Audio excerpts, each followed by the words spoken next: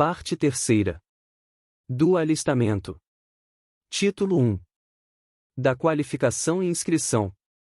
Artigo 42. O alistamento se faz mediante a qualificação e inscrição do eleitor. Parágrafo único. Para o efeito da inscrição, é domicílio eleitoral o lugar de residência ou moradia do requerente, e, verificado ter o alistando mais de uma, considerar-se-á domicílio qualquer delas. Artigo 43.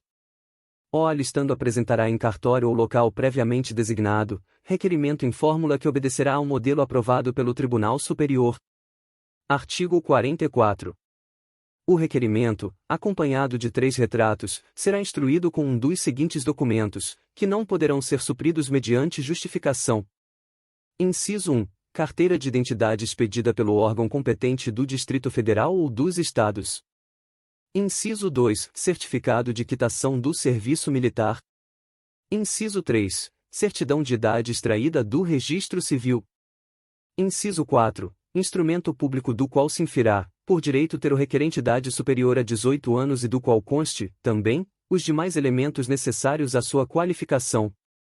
Inciso 5. Documento do qual se infira a nacionalidade brasileira, originária ou adquirida, do requerente. Parágrafo único. Será devolvido o requerimento que não contenta os dados constantes do modelo oficial, na mesma ordem, e em caracteres inequívocos.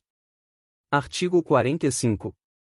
O escrivão, o funcionário ou o preparador recebendo a fórmula e documentos determinará que o alistando deite e assine a petição e em ato contínuo atestará terem sido a data e a assinatura lançados na sua presença. Em seguida, tomará a assinatura do requerente na folha individual de votação e nas 2 vias do título eleitoral, dando recibo da petição e do documento.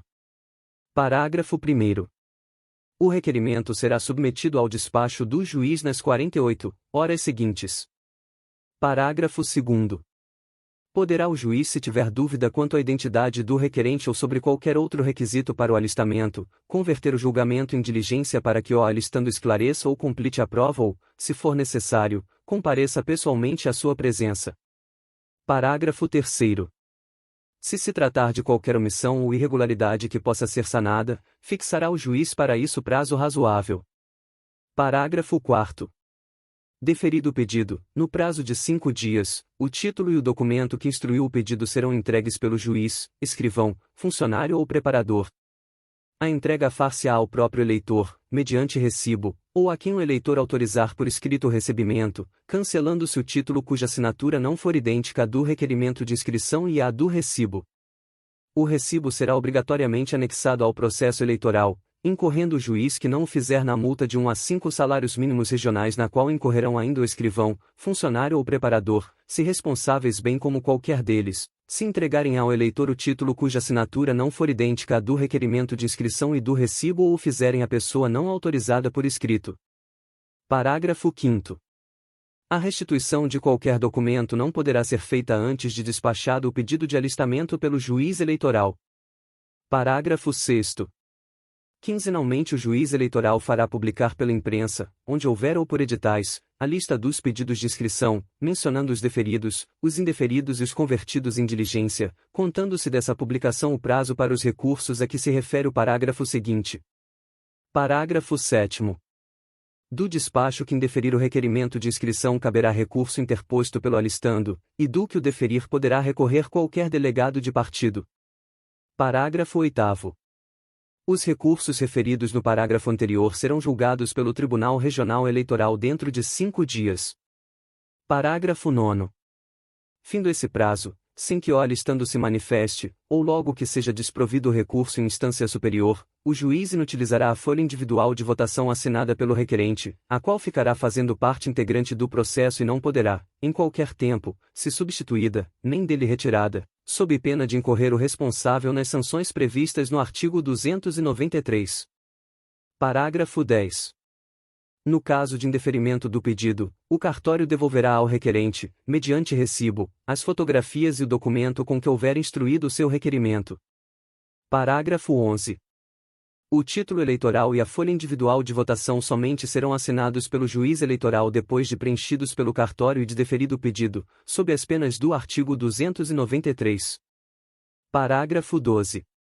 É obrigatória a remessa ao Tribunal Regional da ficha do eleitor, após a expedição do seu título. Artigo 46.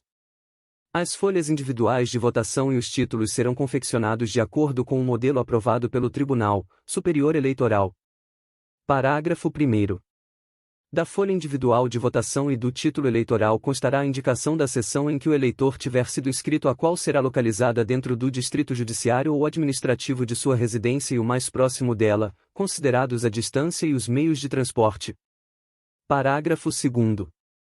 As folhas individuais de votação serão conservadas em pastas, uma para cada sessão eleitoral. As mesas receptoras serão por estas encaminhadas com a urna e os demais documentos da eleição às juntas eleitorais, que as devolverão, findos os trabalhos da apuração, ao respectivo cartório, onde ficarão guardadas.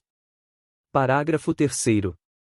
O eleitor ficará vinculado permanentemente à sessão eleitoral indicada no seu título, salvo: inciso 1. Se transferir de zona ou município, hipótese em que deverá requerer transferência.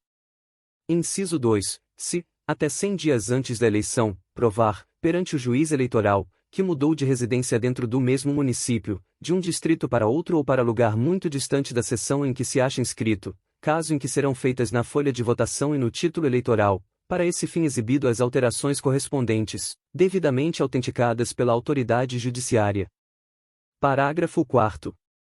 O eleitor poderá, a qualquer tempo, requerer ao juiz eleitoral a retificação de seu título eleitoral ou de sua folha individual de votação, quando neles constar erro evidente, ou indicação de seção diferente daquela que devesse corresponder à residência indicada no pedido de inscrição ou transferência. Parágrafo 5º. O título eleitoral servirá de prova de que o eleitor está inscrito na seção em que deve votar. E, uma vez datado e assinado pelo presidente da mesa receptora, servirá também de prova de haver o eleitor votado. Artigo 47.